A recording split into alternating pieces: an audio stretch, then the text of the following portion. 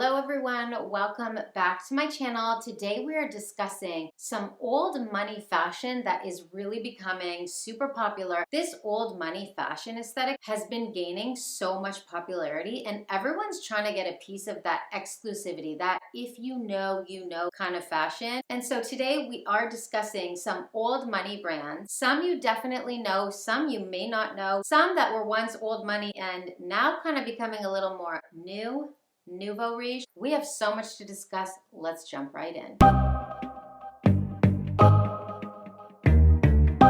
Before we get into today's video, this is such a big topic in fashion right now. I want to show you some fashion that is very in line with today's video topic. And I want to thank today's sponsor, Goelia. Now, if you've been here for a while, and I know a lot of you have, you guys already know this about me. We have trust between each other. And I know that you guys know I am not showing you brands and clothing that I myself do not like or would not wear. But what I really love specifically about Goelia is that this is not fast fashion, but it is affordable in that mid-range, okay? I know affordable is subjective. So we're gonna do a little lookbook. You guys know I love doing little lookbooks, so you're welcome to pass through this part of the video. We will start with the one piece that I'm wearing right now, and I really wanted to wear it for the video because this is so my vibe, okay? First of all, you guys know I love a one and done. You throw it on and you go. I love an outfit that I don't have to think about,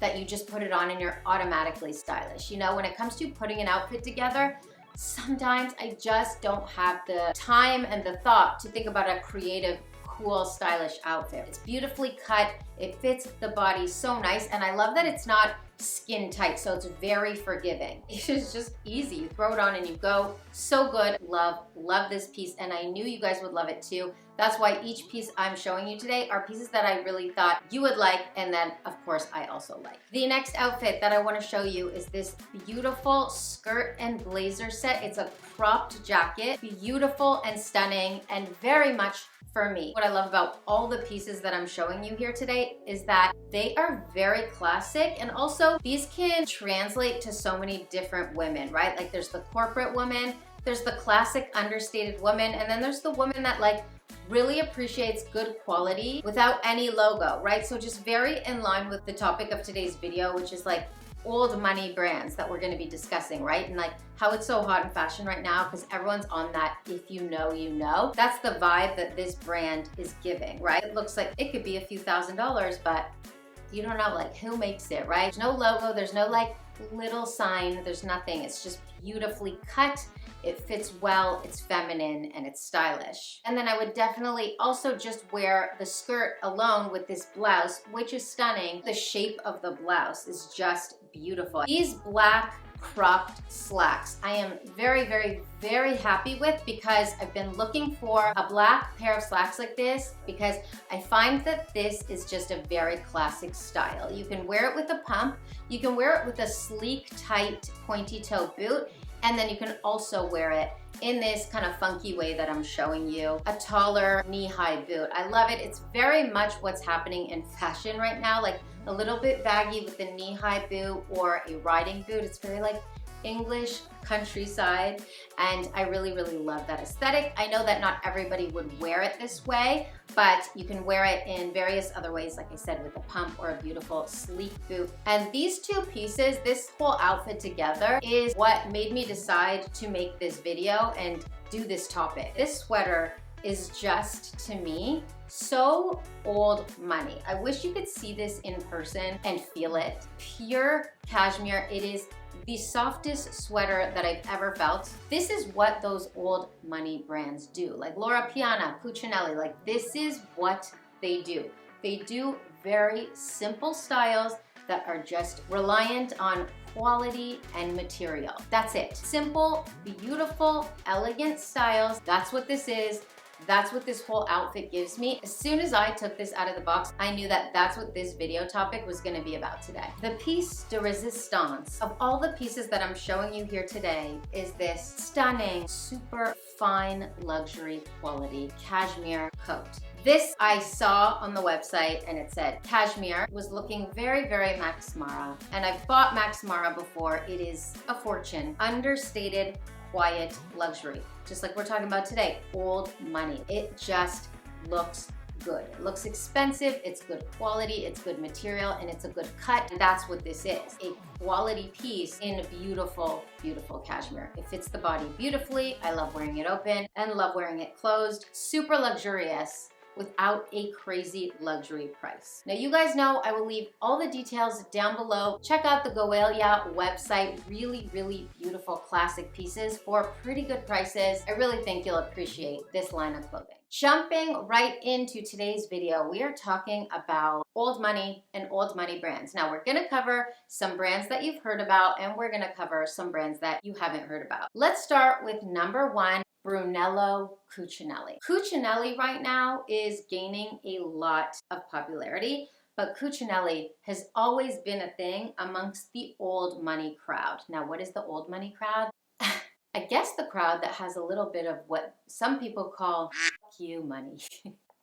It's basically like you got so much money, it doesn't matter. Like private jets all the time, commercial flights, we don't know her, absolute luxury, and also generational wealth, right? The image of these people, it's not always factual, but the image is that generational wealth is more quiet luxury. They don't like big logos, and they stick to brands that are expensive and just high quality, kind of like Cucinelli, where you're just getting like $4,000 cashmere sweaters, simple pants, simple coats, simple shoes, and that's the vibe. Now, that's really not the case. I know a lot of people with a lot of money, and also I see people online all the time, and they come from a lot of wealth. Like they come from wealth, their parents are wealthy, their grandparents were wealthy, right? Generational wealth, and they're still rocking like the high logo, fun fashion pieces. Because the truth of the matter is, it's at the end of the day about personal style. However, historically speaking, it does tend to go that way. More generational wealth is a little more quiet, whereas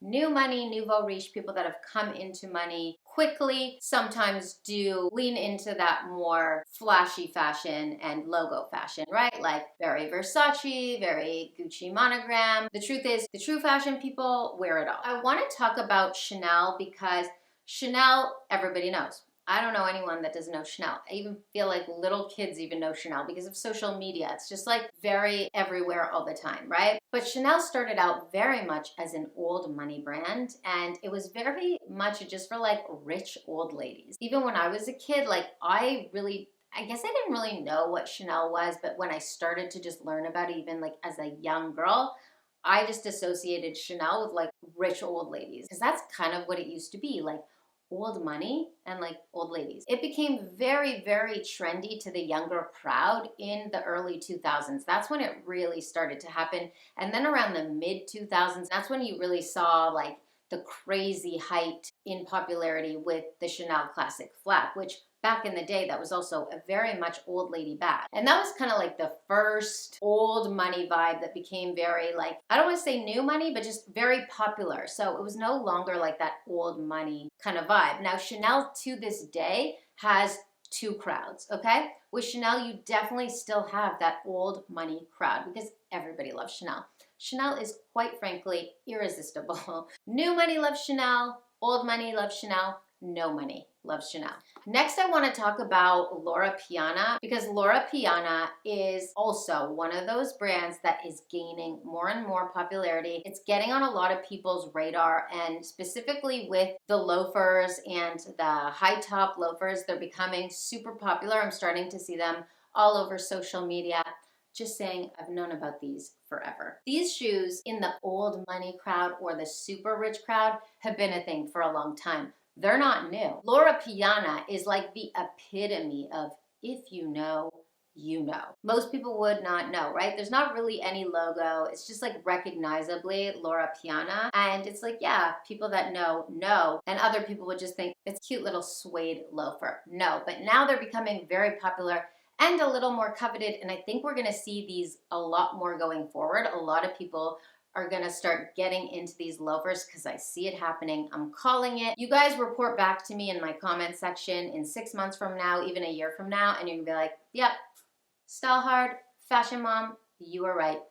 Because I am right. Finger on the pulse, you guys. But Loro Piana is like one of the most expensive brands out there. We're talking like $5,000 for a sweater, just like a cashmere kind of sweatsuit. You're looking at like, I think $7 grand. Like it is absolutely astronomically priced, but there is a market for this. You are going to be seeing Loro Piana, huge brand for old money, becoming more and more popular every single day. Now, when I was talking to you guys about the beautiful Goelia pieces, especially the cashmere coat, I referred to Max Mara, which is very notably one of those old money brands. Again, when I was getting into fashion, or even just like as a young girl, I remember learning about Max Mara. And again, this is a brand that I thought was just for like old women. That's what I thought. Like, and I hate to say that because I feel like these fashion brands have evolved so much, but when I was young, like that's how I remembered them. That's how they were kind of introduced in my life. Like back in the day, Max Mara was just for like that rich lady, that rich kind of mature woman.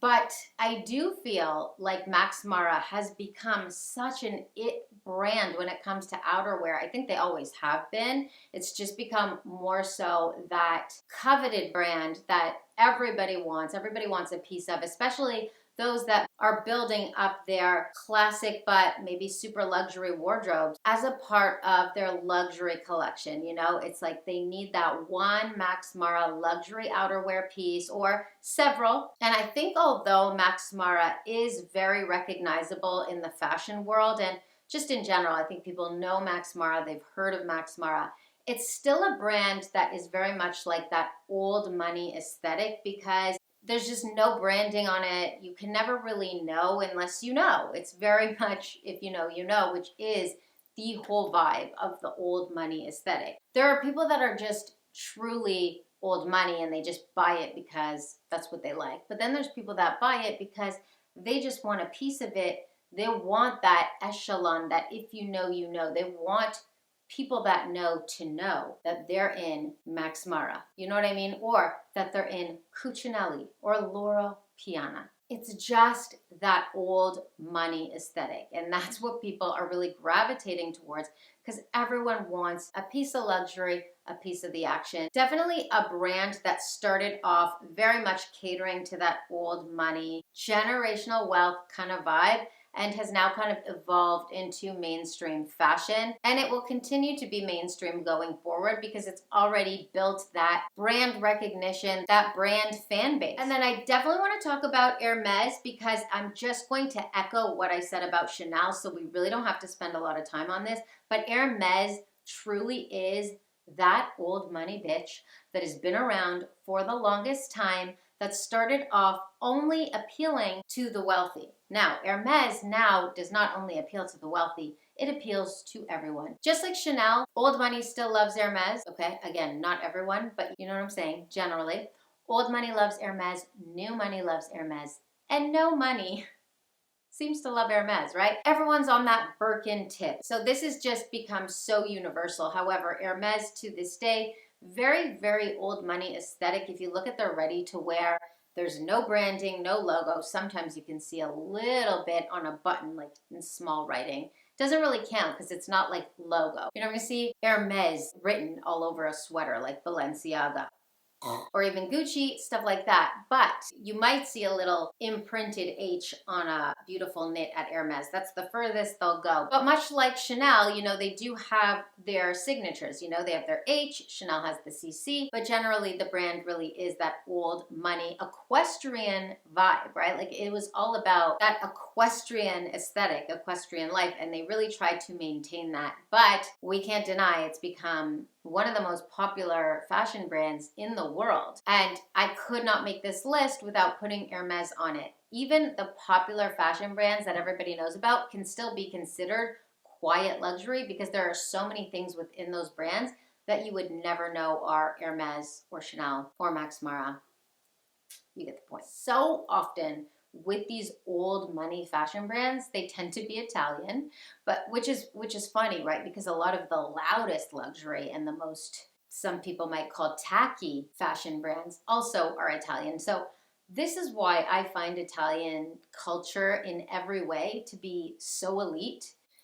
And by the way, okay, you guys A lot of you know I'm Sephardic, okay? I'm Turkish. I was born in Istanbul, Turkey. If you follow me on Instagram, you might know that because in my stories I always talk about my cooking and stuff like that. But I'm a Sephardic Turk, and I did a DNA test. My whole family did. We're all Italian, you guys, and not just a little Italian, like 26% Italian. So we think, you know, back in the day, you know, I don't know, a little mix up over there. Perhaps could have been rape.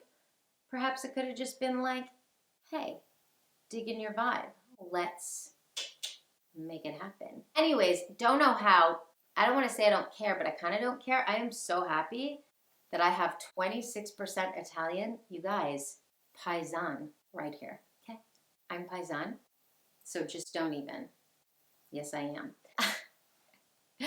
I always feel this crazy connection, before I even knew this, to Italy. The culture, the food, the fashion. Italy is just here. I just feel like it is. It wouldn't be a style hard fashion mom moment if I didn't go off on a tangent at some point during the video. You know what I mean? It's such a wide variety of fashion we're getting from our Italian friends. We love the Italians, and we love the old money vibe. You know what I mean? We're here for it. Okay.